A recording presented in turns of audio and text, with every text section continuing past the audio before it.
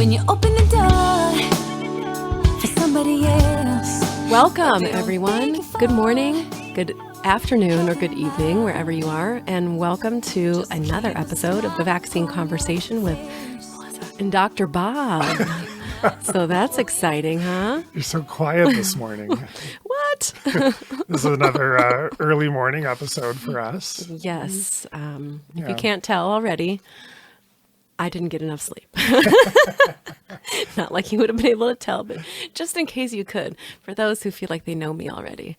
You know, it's funny. I love when somebody comments on one of my posts on Facebook and says, I can hear you saying this in your voice, like after, having listened to the podcast and feel like I get your inflection or understand, feel like we're all good. We're all old friends at this point.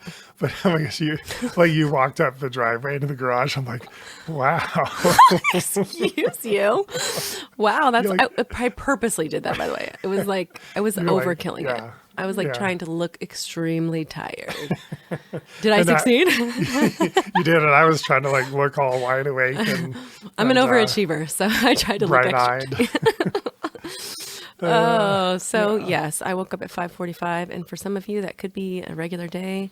For me, that's just 45 minutes short of what equates to normalcy for me.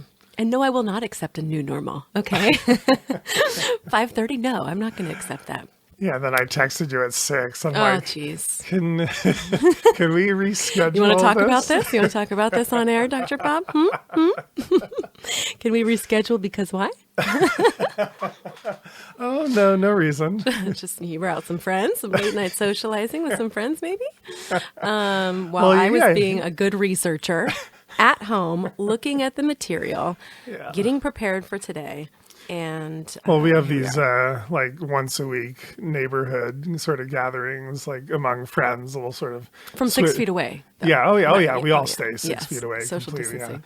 Yeah. But it's like small groups, 5, 6 of us, and just because you get together to socialize because you have to. With what's going on, I don't know. You just have to what keep those connections. You have to stay sane, and we had some fun. So 6 o'clock this morning, I'm like, okay, maybe just you podcast, and I'll sit here and comment every now and then. So today we are talking about something that I've posted about a couple times because I found this really interesting early on, and it's now a source of pretty universal concern across the board for a lot of parents because I've been getting messages. Yeah. There is a concern that there is this COVID-associated mystery illness that they are calling multi-system inflammation syndrome now, -C for children. But originally they were calling it pediatric inflammation multi-system syndrome, which was PIMS. And initially when this came out, this was a Kawasaki-like illness, like disease, or toxic shock syndrome. And the initial reports, I think I posted about this over a month ago, I want to say, maybe. Yeah, I tend to be on the brink of what's going to be the new topic. You guys get me. And so the first time I posted about it was the UK. Yeah. The UK was the very first place that said there's this mystery illness. And then right after that, you heard a couple cases in New York, a couple cases in LA, and then maybe 1 or 2 in Seattle. And, I have to say, I find this all very interesting when we see where things, so before we get into the whole deal, where these things pop up. So at the very beginning of the coronavirus outbreak, they were talking about New York, California, Washington being these hot spots. Right, because it first started in a nursing home in Washington, then it was in New York, and California really was never a hotspot. I don't know why that kept getting brought into the conversation. I know President Trump kept talking about, I've been in talking with mentioned the governors of these 3 states. And, the thing about these 3 states is these are 3 states that have been really, really heavy in the vaccine mandate discussion. Mm-hmm. And specifically recently, that have had all of this new legislation coming out to take away exemptions, take away medical rights as it relates to a medical intervention like vaccines. And I find that so odd, to me that we've got these hotly contested issues like vaccine mandates in these states that are Democratic majorities, where they are pushing government intervention and government oversight into the personal world of you and your family and parental choice, and overriding parental choice because they feel children are a product of the state, essentially. So we've got very, very Democratic run states that are very heavy in vaccine mandates, and just coincidentally, they happen to be where the first hotspots are of this outbreak. Then move forward in time, and now all of a sudden they're the states that we're seeing concern over this new mystery illness also. And all across the board, there's a level of fear in this, right? In these states that we're talking about. What's even more interesting to me is these were not the first states where the coronavirus outbreak was. The outbreak was first in Asia, in multiple countries in Asia, before it was even over here. And we haven't heard a single thing from a single Asian country about this new mystery illness. That to me is super odd, because it starts with the UK and goes to the US. Those were on like the latter parts of where this outbreak started showing up, not the initial ones. So technically, we should have been warned about this from Asia. They would have said, hey, we've already gone over our curve. We're down at the bottom, and now we're seeing this. And Kawasaki disease occurs primarily in Asian kids, particularly Japanese kids.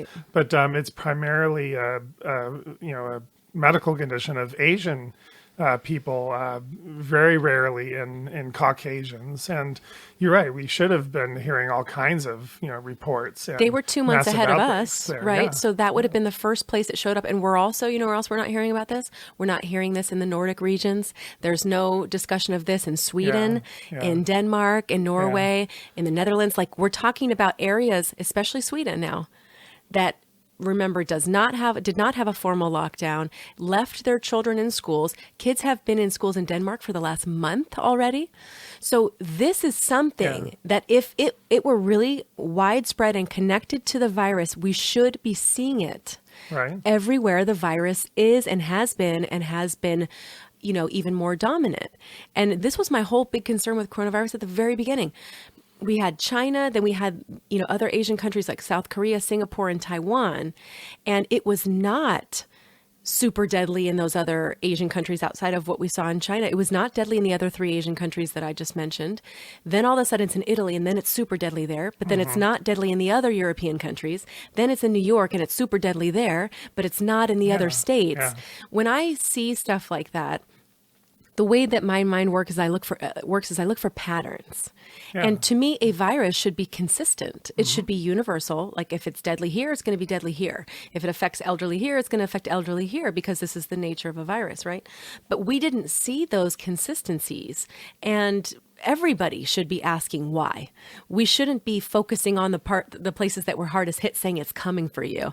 We should be looking at how come it's hard hit here and not other places. The same thing is happening with this particular, media. We're getting this media blast about this dangerous. Parents need to be worried. And I want to really bring to attention the fact that we have discussed, COVID-19 as an infection pretty much spares children almost entirely. Like, the fatality rate for children in the world is basically 0%. That's how few cases there are of deaths associated with this in the world. We're talking about in the world, not just the United States. And even the same is true for under 20 years old. So not just children, babies, toddlers, children, teenagers, and even young adults. Okay. We've felt very comfortable knowing that children have been spared. And in a way that other viruses are not sparing children. Like, influenza is not sparing children. Measles doesn't completely spare children. But we've got this virus, which is supposed to be the deadliest thing ever, shutting down the entire world. And it does not, cause death in children almost ever. So there was this sense of calm, right? And people wondered, why are we closing down schools? And we're going to talk about that in the next episode, about, are children really a risk for transmission of this virus? But it was almost like, I felt like they were using this now to create a sense of fear around this virus and children because we weren't scared enough. Did you get that same feeling? I totally got that impression completely. And I've been reading a lot of Kawasaki articles over the last few weeks, and one of the ones I saw out of Asia, and I forget which article it was, but it said, hey, we're a bunch of doctors over here in Asia where we tend to see a lot of Kawasaki's disease, and we feel it is not especially associated with COVID. Yeah, it might be happening, but we're not seeing it happen, to any greater degree than we would expect, associated with any other illness. So even the countries where this is happening, where they're specialists in this, they're saying it's not something that we need to raise big alarm bells about, around COVID. Okay, so here are the 2 points. These are the 2 reasons that, again, the way my mind works is I look for things that stick out. I've told this to good friends of mine, people that know me, is that the way my mind works is I look for things that are wrong. Like that's always how I've sort of worked, which may come across as very critical, but really I'm just trying to get things back in balance again. And if something sticks out to me, then I notice it. Mm-hmm. And that has been true for me in all the different sort of careers that I've had. And so when I read articles, I look for the things that pop out to me. And there will be things that kind of go, wait a second. So when I first started reading about this new mystery illness in children out of the UK, here are the 2 things that stuck out to me. 1, not all children are positive for COVID. Right. So this is called a COVID-like associated illness, or they are saying coronavirus has now spurred this new illness in children. They are, in every headline, there's a connection between illness and COVID illness in children, dangerous COVID illness, children, they're putting this together. Yeah. And so I said, okay, well, if you're going to make that association, then every child should be positive for COVID, because if it's something that's caused by COVID, it should be positive. Now, they are testing children both with the PCR nasal swab test, and they're also testing with the antibody blood work test. So right away, when I found out that not all children were testing positive, I'm thinking, how can you even call this a COVID-associated illness without at least a 95% positivity rate? I mean, the children that are negative, what's causing this same illness in them? And I feel like it's so irresponsible for media to be jumping on this as a COVID-associated illness when in New York recently, like I mentioned in a post this week, less than half of the kids in New York City, according to Mayor de Blasio, were positive. And so how are they calling this a COVID-associated illness when not all the kids have COVID? I completely agree that was my very first impression, like the very second that I saw them talking about Kawasaki disease with this, my very first thought was they just need something to increase the fear. And you're right. Yeah, people were not afraid, for their children. And you're totally right. The media needed something, and medical policymakers that are pushing the stay closed agenda, they really needed something. And I think that's they really latched onto this. It's unfortunate that the media treats these things this way. Well, right. So the first thing you notice is not all these kids are positive. Some are negative for COVID. So I go, okay, well, so this means there could be another cause. There has to be another cause in the children that do not have exposure or antibodies or have had an infection with this particular virus. Okay, so that was the first thing. This is critical thinking. Yeah. This is the way that you use logic to kind of go, well, okay, if it's associated, then every child should have it. If they don't, well, then that means there's another thing causing it. The second thing that I thought that came to mind right away is that coronavirus, this new novel coronavirus, SARS-CoV-2, COVID-19, whatever you want to call it, this particular virus is widespread at this point. It's widespread. It's in over 200 countries, if not more by now. We know it's hit a larger part of the population than people originally thought. That new study in USC that was done a couple months ago, just published to show at least 4% of LA. And then they estimate close to 25% of New York City has been exposed already because of that. They had a lot more exposure than everybody else. But this is a widespread virus. So if we know close to 6,000 kids are diagnosed with Kawasaki disease, just that itself, every single year, and we have a widespread virus in the population, it would make sense to think that many of the children that are that would have been diagnosed, that are testing positive for this, or if there's a new illness, are going to also be positive for COVID-19 because they had exposure. Yep. Not necessarily because that particular virus triggered an illness, but more that they have an illness, they also have had exposure. And the irony in all of this is the whole correlation does not equal causation argument that is used against every parent that demonstrates a vaccine injury in their child, saying, well, just because you had the vaccine and the injury happened doesn't mean they're together. They've used that for decades as scientific basis for why you can't put a connection where there is none. Meanwhile, they have jumped to a connection, not just, they haven't put out there as a possibility. Have you seen these headlines? It's definitive. Right. So they've come to their conclusion saying this is associated. We know not all the kids are testing positive, and we know there's been a widespread virus. So my feeling is you're going to get people testing positive because kids are going to be exposed. This is a brand new widespread population virus, right? Yeah. Okay, just kind of for the audience, so you guys know what we're talking about.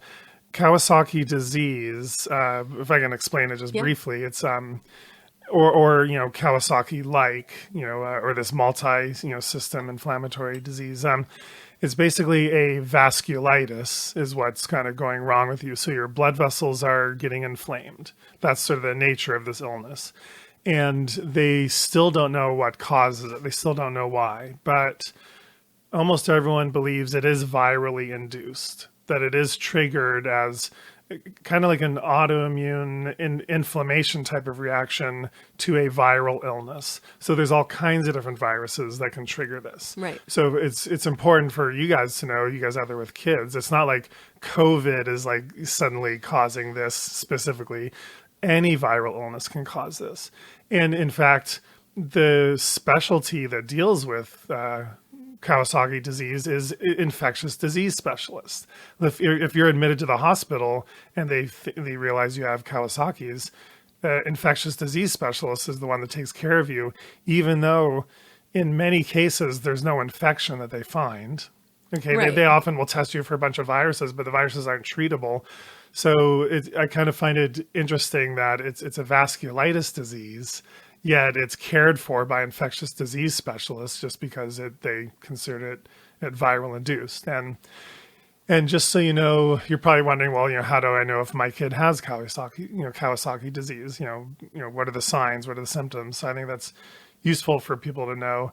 The number one symptom, and it's almost a requirement that you have the symptom, is high fever for more than 5 days. Is it 5 or more days or more than 5 days? I think it's 5 or more days. Do you know? Yeah, it is. 5+ days. Yeah, 5+ days. Yeah, let's ask the doctor, Melissa. No, 5+ days. So that's like a criteria. So if you have a fever for 3 days, no, it's not Kawasaki's. If you have a fever for 4 days, no.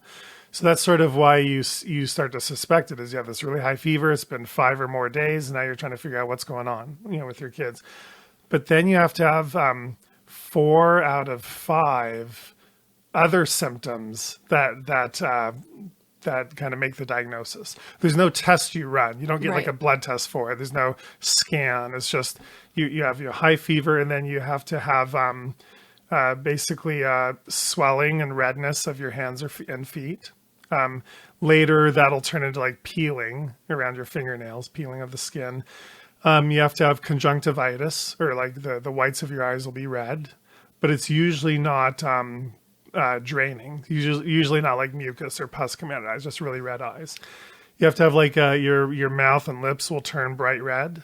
Your lips might peeling. You might start peeling. You might have a sore throat. You'll have swollen lymph nodes in your neck, like considerably swollen. And then you'll have like just sort of a generic rash on the body.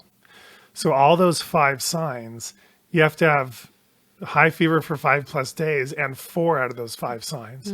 That's how they diagnose you with Kawasaki disease.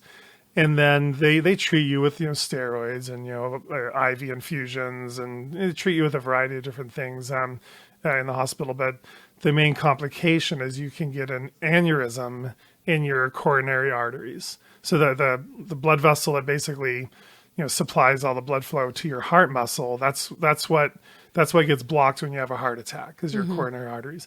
In Kawasaki's, you actually get an aneurysm. So not a blood clot heart attack thing, but an aneurysm, a swelling of the coronary artery, and that swollen area can burst and then cause a heart attack in children. So very, very serious complications. So, and very rare, though, for those that have... Incredibly rare, yeah. It's already rare to be diagnosed. Yeah. And then on top of that, out of those that are diagnosed, for most, they recover, right? It's very, very rare that there's that kind of fatality, even from Kawasaki disease, from what I've read, right? Yeah. So if you have Kawasaki disease, you're in the hospital, the coronary artery aneurysm often will come later.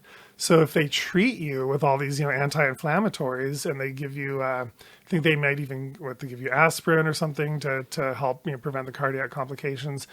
And they do like an echocardiogram to make sure you don't have an aneurysm yet. Most of those kids are going to be totally fine. They're not going to have any cardiac problems. And then a very small percentage later, you're right, they'll keep doing like echocardiograms every week, and then sometimes they'll see an aneurysm, and then they get more concerned. But almost all those kids do fine. I actually had a patient I saw 2 days ago in the office, so I was excited that we were doing this episode. This baby had Kawasaki disease at 3 months old, had an aneurysm, and but did okay, and has been followed by cardiology ever since. And now I think he's like 5 years old. But we were thinking, and his mom actually had COVID like a month ago, but the child did not. The child didn't get sick. We were kind of worried about it, but he didn't get sick. Which is interesting, a mom in the household. Was he exposed maybe and just had very low symptoms and maybe has antibodies but just never showed? Yeah, we're going to check. Yeah, we're checking him for antibodies now but the parents said he never got a single symptom. So that was very fortunate. But so that's kind of the whole deal with Kawasaki's. And what I find interesting is we already know COVID is causing multi-system inflammation. We already know it's causing vasculitis in adults, and it's causing, lots of different organ problems. It's causing cardiac problems, and we already know COVID is doing that. And so to me, there's no surprise that a very tiny percentage of kids are going to have this vasculitis, this inflammation. And so it's almost like they're finding a lot of these studies are calling it Kawasaki-like. Right. They're admitting that they're not having fevers for 5+ days. They don't have all the features of Kawasaki's. They only have maybe 2 or 3 features of Kawasaki's. And some of these kids are having aneurysms in the heart, but most aren't. And so to me, what I think we're going to end up figuring out is this multi-system inflammation thing is simply a very rare complication of COVID in general. It's not actual Kawasaki disease. I think we're going to find it's something probably separate. And then if a few of these cases are Kawasaki's too, to me, I guess it doesn't really matter so much one way or the other. It's super rare, super rare. But so what happens with the kids that are negative though for COVID? Yeah, so it's Kawasaki's, triggered by some other viral illness. Yeah. So you think there's a chance that those who may have had it, that it could be a very rare complication of those who have had COVID, right, and then for the ones that have not had COVID or been exposed to that virus is just another virus that triggered it, and it was Kawasaki.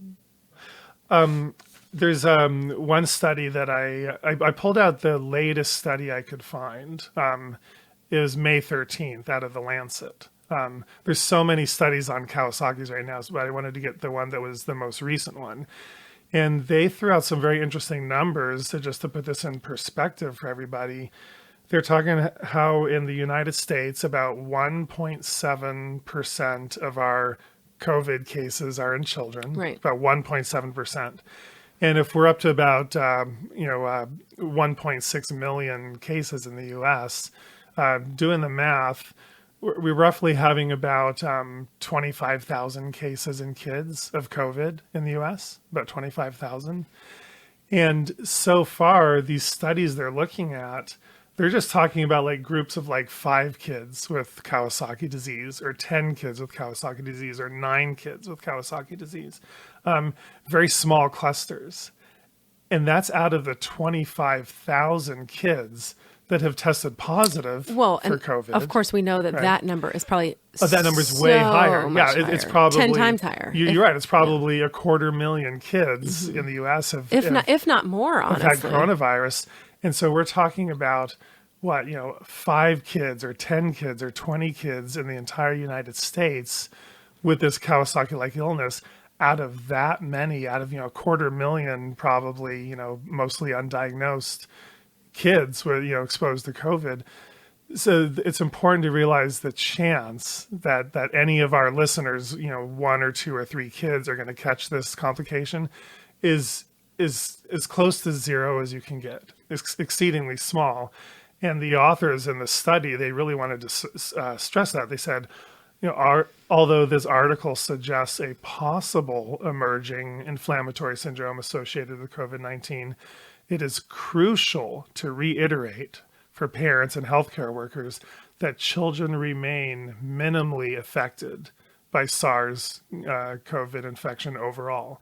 So it's like they're talking about the syndrome, but they really stress in their final conclusion, they call it, crucial that to understand that children remain minimally affected.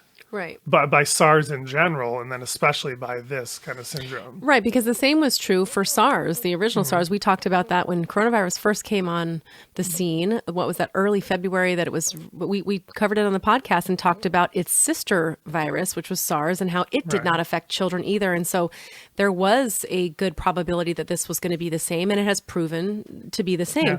They said in Europe, they've had about 2.1% of their cases across all of Europe that have been reported have been under 14 years old, which means 98% are in, young adults and older. And a couple things I wanted to point out is that, like you're saying, when they're covering in the study, there are a handful. In the original discussion in the UK was about 20 kids. Then you've got these studies where they're like, oh, we see this cluster in 5 or 10 children. Then you have Mayor de Blasio coming out going 145 children in New York already have been diagnosed with this, and it's a COVID-related illness, and people need to be worried. And furthermore, we need to consider keeping schools closed as a result, because we thought, and Dr. Fauci said the same, we thought children were unaffected by coronavirus. Turns out we may have missed the mark. Looks like there might be risk after all. And again, like we said earlier, it's almost like they wanted that media fear. So let's look at New York, 147 cases. In the article that I read, only 67 had shown positivity, either with antibody test or with PCR tests for COVID-19, only 67, but 145 kids. Now, granted, New York has had a lot more exposure. And so even 145 kids out of, New York City population, 8.6 million, even out of that amount is still very, very, very small. But my guess is that 145 might be a little inflated, because we have seen in New York specifically some issues with inflating numbers based on a certain reaction that they're looking for. And I saw Mayor de Blasio say that he basically was being asked by the CDC to be the one, deciding what constitutes this new syndrome and giving out these recommendations to all the other local health departments across the country to what to look out for. It seems a little odd to me, or a little risky to me, to have the people that have been running that city with the way things have gone down be in charge of who is labeled with this particular syndrome, because what if they meet only 1 or 2 of the criteria? It feels like this is going to be like the death certificate reporting thing. Let's just lump this in with this new syndrome, because these numbers are going to rise. As these numbers rise, so does the fear. And people might say, well, why would they want to do that? I mean, you have to understand that so much of what we're seeing, and we've had this confirmed by all sorts of different people in industry, whether it's in government, politics, or in medicine, that this is not just based on data. This entire pandemic is being run with a political lens. And whether you want to admit this is going on, or agree with this, or believe that we've got a country that that's working that way, or really a world that's working that way, unfortunately, it's the truth. And we know that because we see these differences in data. We see something that should be universally just objective. Here's the information.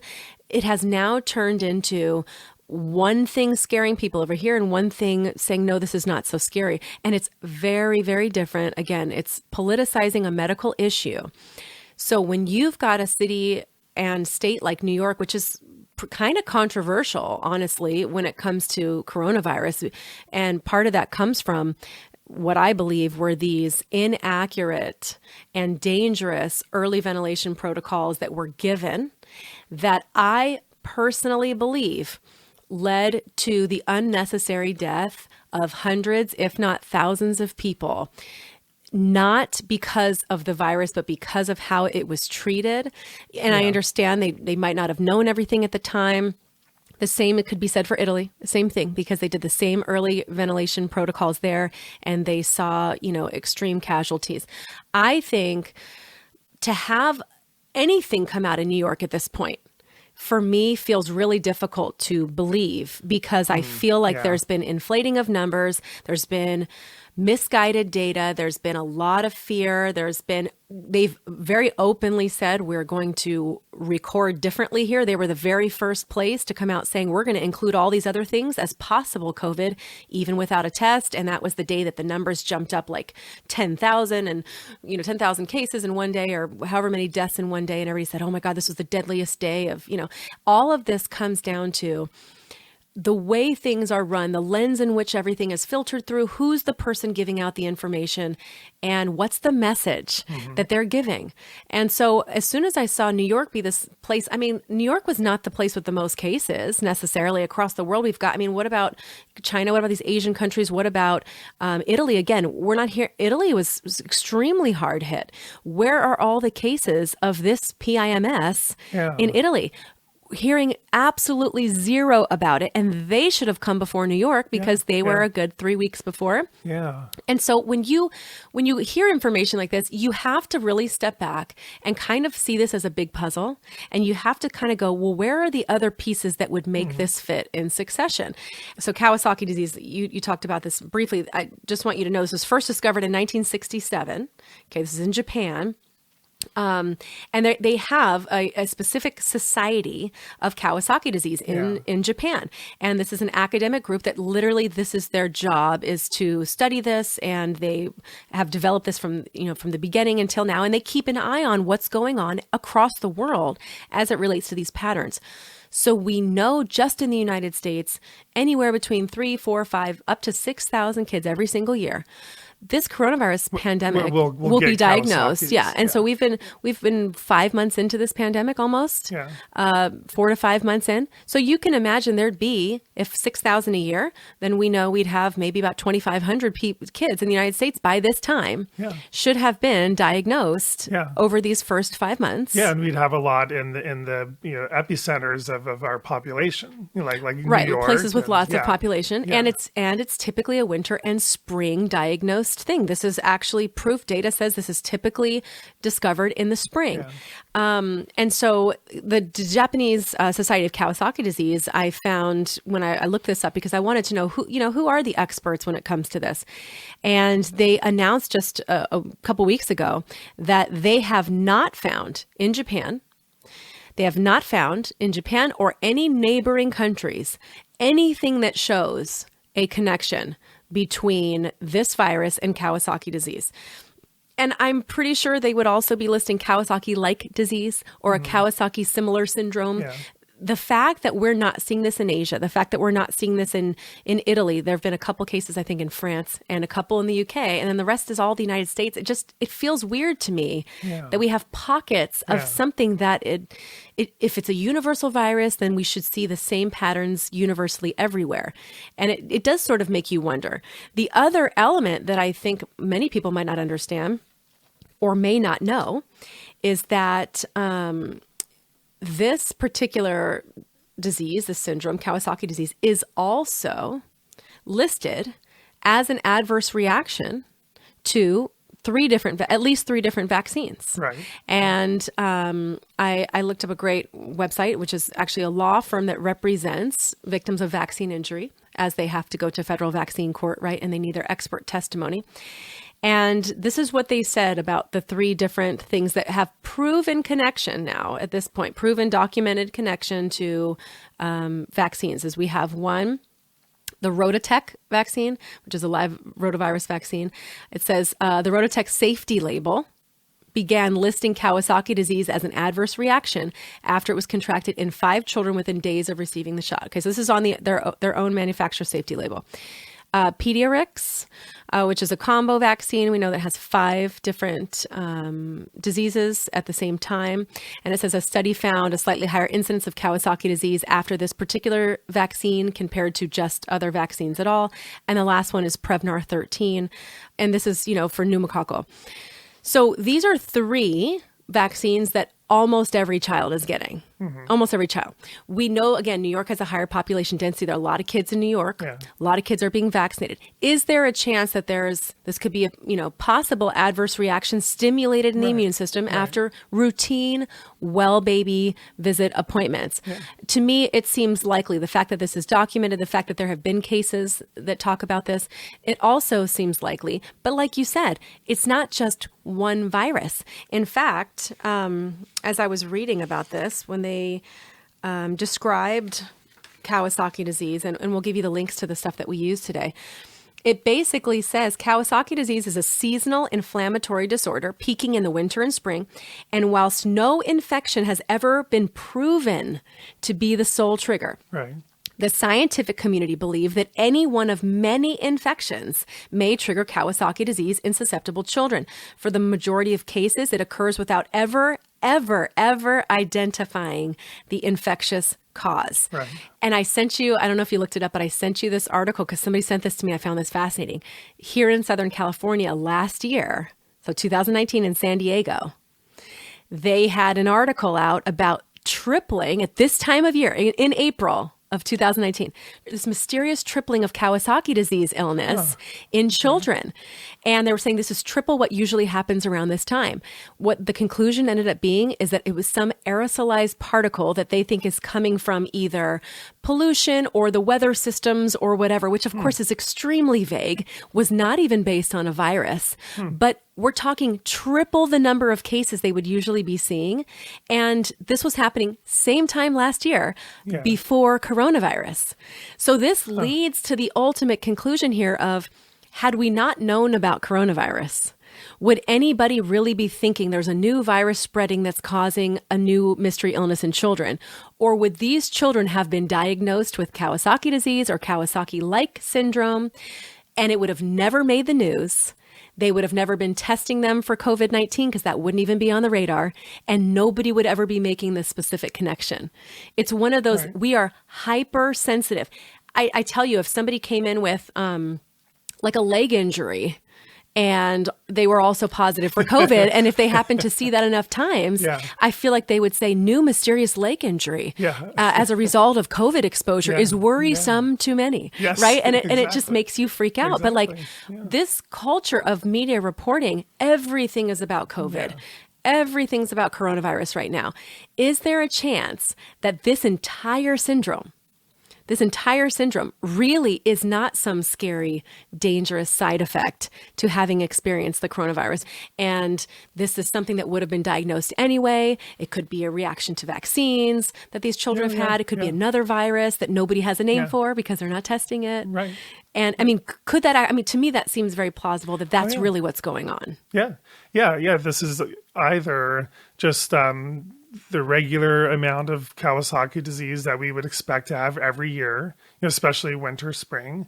It's either just, Kawasaki's as normal, or maybe it is, a very rare complication of COVID, just like it's a very rare complication of many different viruses. I mean, either one of those is true. I think the bottom line is this is not a reason to fear. This is not a reason to protect children even more. This is not at all a scientifically valid reason to keep schools closed and to keep the lockdown.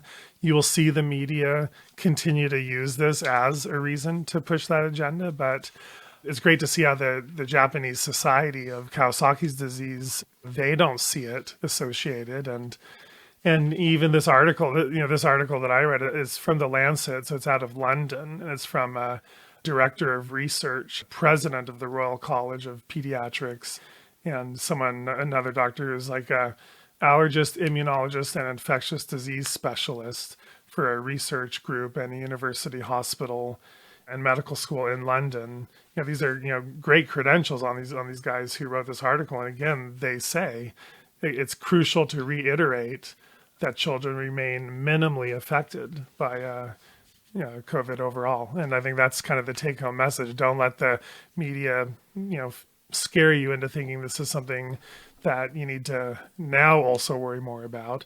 We'll continue to see Kawasaki's long after COVID-19 is gone. Right. And another virus might come into play and like new ones that come and mutate all the time. Yeah, fortunately that almost all kids will not be affected by this complication. And I think you're right. I'm sure they're going to totally be over-diagnosing Kawasaki-like illness now. Yeah, any kid that comes in with complications of COVID and has, any sign of inflammation or fever, they're going to say, oh, there's another Kawasaki's like. Right. Yeah. And so what's interesting too is, so there's this Italian article, there's a particular academic society that is literally spending the next several weeks covering this. And again, we'll link these articles, but they said this is April 28th. So this was like kind of at the beginning of when this was happening. They said there are these media articles about this and they're confusing and they contain little factual information. Okay. Yeah. It also says that they've caused a lot of worry. It said the original concern here was about 20 children in the UK, and that's out of about 12 million children in the UK, by the way, so 20.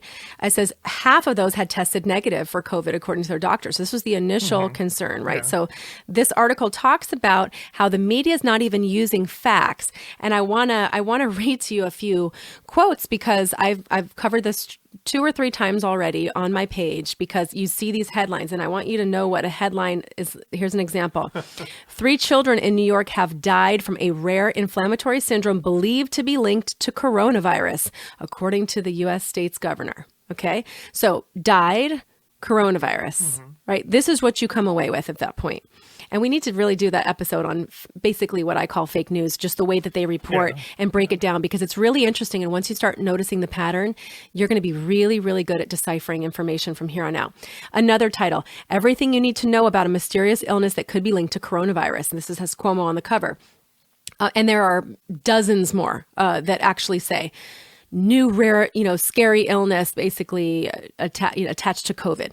So in these articles, though, I'm going to read to you a few quotes that are inside these articles, okay, that you won't see in the headline.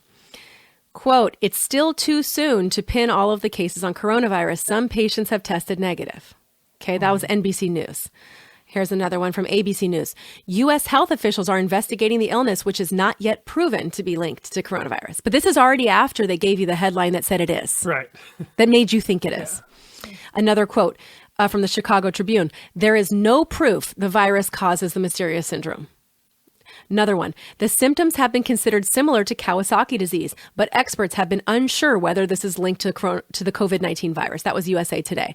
So the headline says we've got a COVID-associated illness that's making children sick, hospitalized, and possibly can kill them. And then the data of the article actually says, well, there's no real proof that this is connected.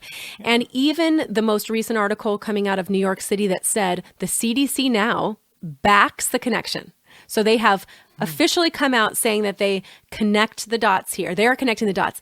And in that case, there were half of the cases that tested positive only.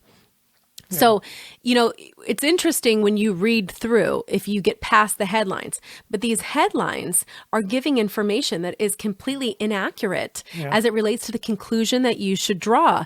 And the reality is it's too soon to be able to draw conclusions.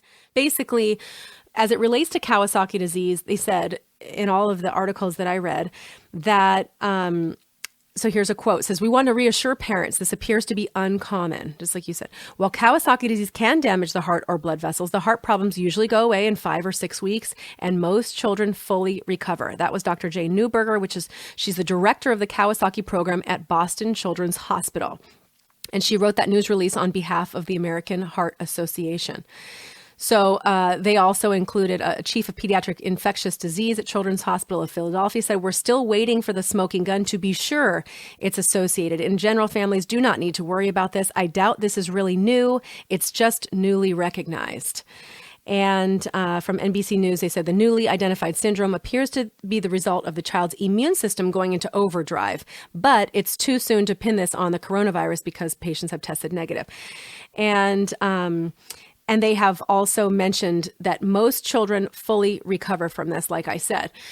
So again, even with the coronavirus pandemic, most people fully recover, like most, as in 99+% recover. But like anything else, and especially when fear sells news, panic sells news, emotion is the name of the game. They're going to focus on the teeny tiny group that is having a negative response. And we're looking at people who could have genetic susceptibilities that make them unable to handle regular, typical things like that happens every day. Like we know I posted this the other day, we have about 8,000 deaths every single day in the United States. 8,000 people die every day. Yeah. And people are watching this coronavirus tracker for deaths to be like, oh my God, now there were 150 deaths. Now there were 700 deaths in the country today. And they're counting this up thinking like, that these numbers are astronomical. And like we talked with Senator Scott Jensen, people have forgotten that death happens. Yeah. And it happens every day. Yeah. And it happens in children. And it happens for reasons we do know and reasons we don't know. And there are weaknesses inside bodies of certain people that make them susceptible to not just coronavirus, but other viruses, other bacteria, or just their heart stopping, or we don't know. We don't know what's going on until we see something visible happen. And you cannot prevent 100% of deaths. Right. You cannot make every single person not die of everything. It's just not possible. Like we don't have that kind of control. I think we'd like to think we do, but we don't have that kind of control. And this idea of a lockdown policy to prevent every death, and people will say, you'll say, oh, this is very, most people recover, and they're like, oh, so it's okay for the ones that don't. You're like, no, it's not okay, but it's reality. Because like we've mentioned, 50,000 plus people die from respiratory viruses and pneumonia every year, not just influenza, but all sorts of unnamed respiratory viruses. Every single year this is happening, and the majority of those happen between a 5 and 6 month period out of the year, right? Because during flu season. Yeah. Those people are dying every single year, but literally before COVID-19, nobody stopped to even give it a second thought. They literally went about their lives never wearing a mask, never asking other people to wear a mask, never staying home, in fact, I bet if everybody could honestly answer this question, it would be yes, that they have gone out in public when they knew that they were sick at some point, whether it was to the grocery store, to their kids' school, wherever it was. They were potentially exposing people at some point, and nobody ever stopped to think about it. We didn't have a moral discussion about this as a country. We didn't make people lose all their jobs and shut down the economy to prevent this from happening. It happens all the time. It's this hyper awareness, this hyper focus that we have now for a virus that almost always includes recovery for people.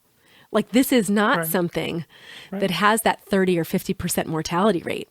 Right. We're talking this mortality rate. In fact, a new CDC, did you see the new CDC study posted yesterday? Yeah. The planning study. It says it's a planning study because it's a prospectus, but basically showing about a 0.02 to 0.3 in the elderly. That was the mortality rate. Okay. 0.3 in the over 65 and 0.02 in under 45 as the mortality rate. Now, 0.02 is very different than 50%. Right. Which is what Ebola is apparently. Right. So when you look at these numbers and you look at our policy, this is what we've been talking about. You look at the data, we look at how this is politicized, we look at the media, we look at the fear.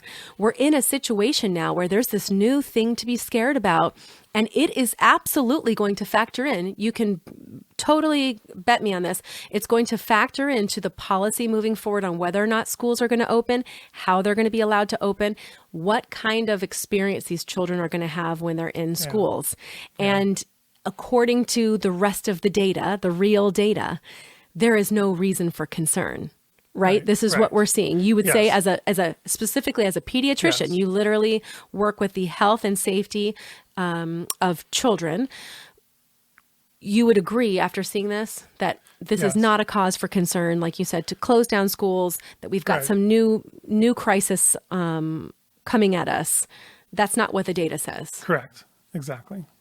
So take that information and think about it. Talk with your friends and family about this. And as always, if you have any ideas for topics or studies you want to share with me, send them on Facebook at Melissa Floyd. And we like continuing to have, these conversations, data-based, controversial discussions and dialogues here on the Vaccine Conversation Podcast. We'll see you guys next time.